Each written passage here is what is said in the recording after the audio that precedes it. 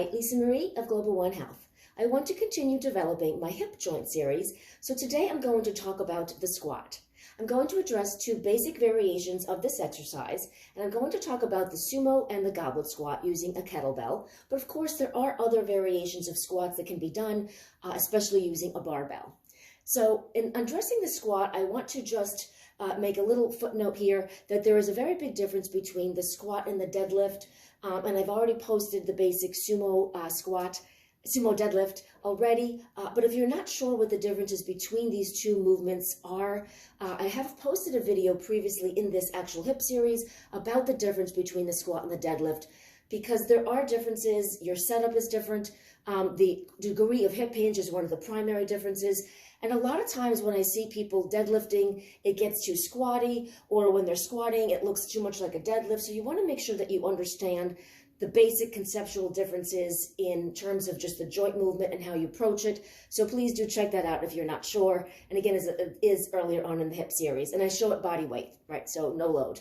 Now, when talking about the squat, same thing as a deadlift in terms of how you approach it. Look at as a coach, look at your client, or if you're new to exercise, don't start out using a weight. Learn the mechanics, understand what the body positioning should be without load, just body weight. So that is very, very important. And I do address that in that video as well. So when we're talking about the sumo squat, I think it's a nice basic way to introduce load to a squat. Obviously, adding load is going to put more emphasis upon strength in terms of the muscle structures and the structures that support the joints. You're loading the bones more as well for loaded bone density. Now, in terms of the squat, I'll show you here first facing. Now, a very important thing to keep in mind is the positioning. Now, I'm going to address a basic standard guideline, and I've done thousands of squats in my lifetime at this point, so I know where to set up my feet for my body. But please, important note, keep in mind when squatting that leverages matter, meaning the relationship of your mechanics of your joint structure. So, for example, I happen to have a long femur, a long leg relationship in relationship to my trunk. So I have a shorter trunk and a longer femur, longer leg. So having that body type mechanically makes me better for pulling and for deadlifts. So for squats, I find them personally a lot more challenging because of my body type. However, having the longer trunk and a shorter leg ratio actually makes it a little bit easier mechanically to execute a squat. So keep that in mind because leverages do matter. Now, a basic gauge that we address, putting your hips about shoulder width apart and externally rotated is how you want to set yourself up for the squat, which of course, as I talked about in the kettlebell sumo deadlift video, there is a difference in the setup as well. So here for the squat, we're going to be externally rotated, and that's not just in the feet, right? So I don't just want to turn my feet out and then, right, knees tracking feet is something I'm going to talk about shortly. So when we talk about externally rotated, you want to think of turning out your legs from the femoral heads up in the socket, right? That's going to set you up for more success and enable you to use your corkscrew muscles more, which I will also talk about, right? So in having that been said, the squat is a pushing motion. So yes, you want to control yourself into the squat, but we think about driving away from the ground to come out of the squat, right? So we're kind of I'm going to approach it from a backwards perspective or in reverse first. So that energy of, or in between each squat, when I'm first setting up at the beginning, I initially want to set myself up for success by once I set my foot position width, and I really encourage you to explore, give or take a few inches, the width that works best for you in your mechanics and in how much mobility you have in your hips and ankles especially, and knees too, is going to affect how you move in your squat and how you feel in it.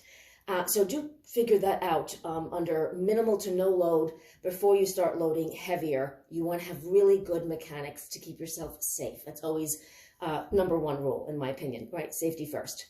Now, in terms of mechanics, you want to think about setting your legs and feet up, but we want to talk first about that driving energy of the legs into the ground. So it's not just about bending your knees and hips, down and standing up. That is in essence what you're doing, but your ability to drive the ground away from you is going to give you more recruitment of your muscle and your tendon and soft tissue structures, ligaments, right? You want to have all of those soft tissue structures working for you, but your ability to drive your legs, your bones down into the ground is what's really going to create the power to get out of the squat.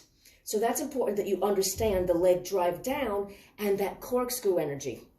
So if I come a little bit closer here, focusing on my kneecaps for a second, I want to think about corkscrewing my legs. And that's a great word because it really is exactly what a corkscrew does, right? It goes into the cork and then it rotates. So you want to be driving your legs into the ground and rotating from the femoral heads, which is going to turn on those lateral rotator muscles in your hip. So even though it is considered a sagittal plane movement, right, legs moving forwards and backwards, the corkscrew intention needs to be there, which is an isometric engagement of your lateral rotator muscles of the hip that are turned on. And that's what's going to create more rotational torque energy, which in essence produces more power or force production in getting out of the squat and your ability to do so, especially as you increase the load.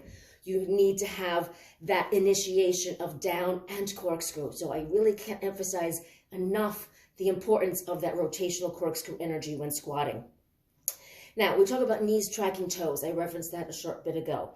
So I don't want to just set up my feet turned out, and then if you see from a side view, if I set my feet up way up like this, and I'm bending my knee, and my knee is angling in this direction, and as you can see, my toes are facing the screen, that's a very unnatural mechanical alignment in that your knees are not tracking your toes. And I took dance for many years, and I used to see ladies setting their feet up like this, and they couldn't plie properly from there because they're setting their feet in a position that is not true to the integrity of what's happening of the thigh at the hip joint. So you have to be aware of that, and you have to be sensitive to keeping those structures lined up. So when we say knees tracking toes, as I go down and up, I need the middle of my kneecap to be tracking over my second, third toe. So that's going to prevent an unnecessary torque where the knee is no longer properly aligned with the hip above and the ankle joint below. So you have to stack and line up those joints. Now, in terms of spine position, we want to keep a neutral spine. We're never rounding the back, neutral spine. So this is where the core is critically important, that you have proper core activation, because here the core's job is to stabilize the spine to prevent movement in the spinal joints, right? So the squat is all about hip, knee, and ankle flexion on the down, extension on the up. And you want to, as you go down, have equal flexion in timing of those three joints in the lower extremities to really produce a nice clean squat. Now the lats are engaged because I want to be using them, and that really, it doesn't matter what prop you're using, kettlebell versus dumbbells versus a barbell, your lats need to be engaged to support the weight wherever the relationship of the weight is to you. So in a sumo squat, it's down. In a front squat, the weights are much higher up.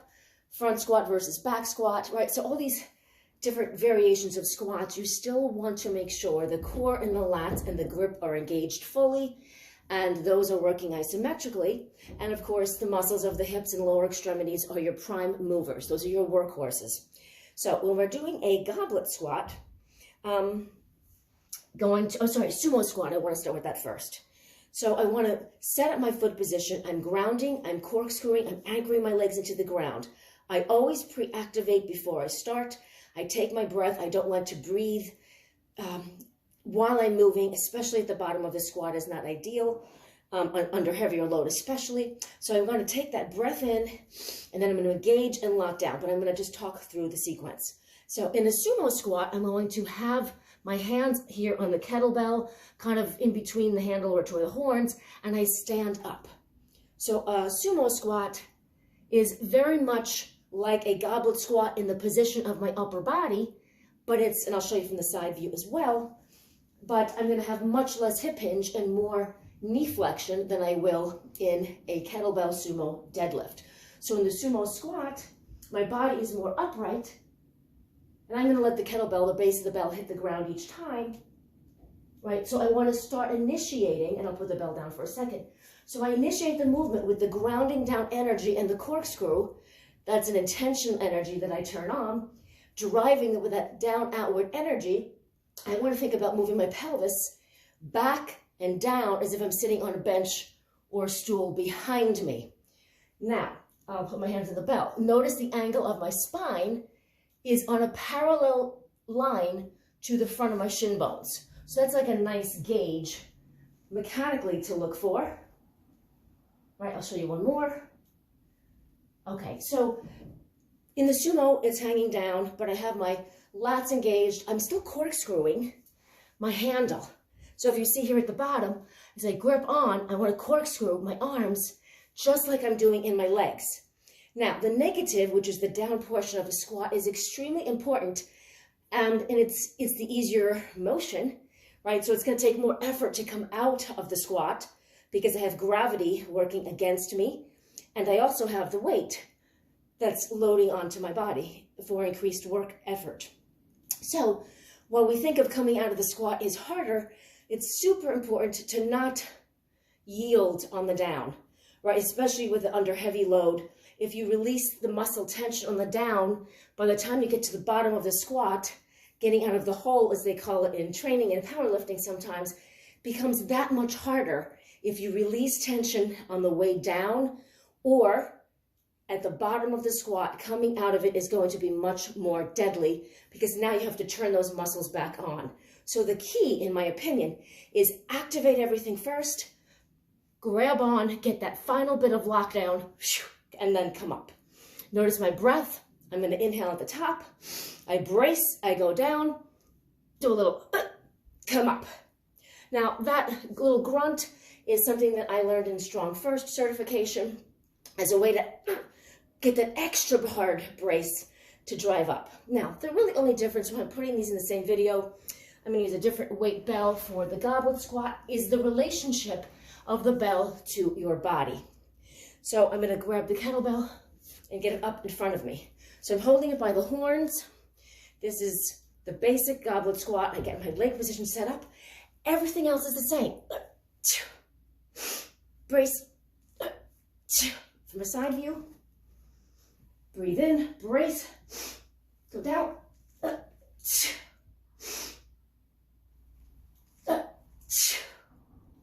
Okay, so again, the really slight difference when I put them in the same video, the relationship of the kettlebell to my body is what's different.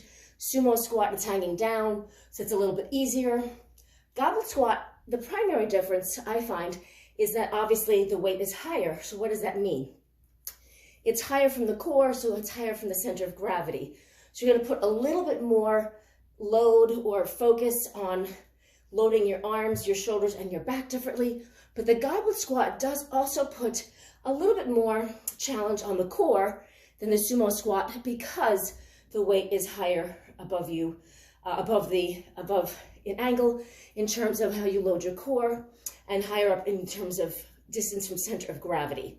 So those are the two basic versions of a squat, the sumo and the goblet squat with a kettlebell. So I hope you find that informative. Give those a try, and remember, always do body weight and slowly load the weight when you feel comfortable that the joint structures can maintain it. And there's plenty that you can do if you need to address joint mobility issues. There are little variations and tweaks and drills that can be done, but those are the two basic versions of those squats.